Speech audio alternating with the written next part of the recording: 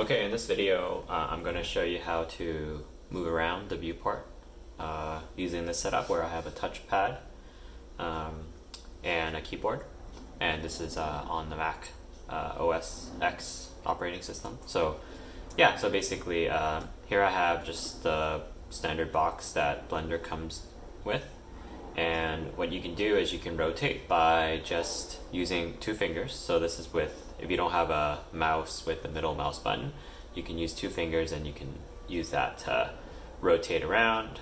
You can rotate to the left, you can rotate to the right, you can rotate along this dimension as well.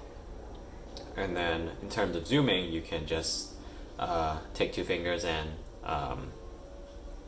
expand it, and that will zoom. And then you can do the opposite motion to zoom out of the object. Okay, so let's talk about panning. So in terms of panning, let's say I want to move to this position over here. I hold shift and I just move to where I'm like located. So if I can do this, I can move to the left, I can move to the right, I can move up, and I can move down. I can rotate, right? And then I can move along this axis. And then I can rotate again, and then I can move along this axis. So that's just, just a few things that you can do with a touchpad.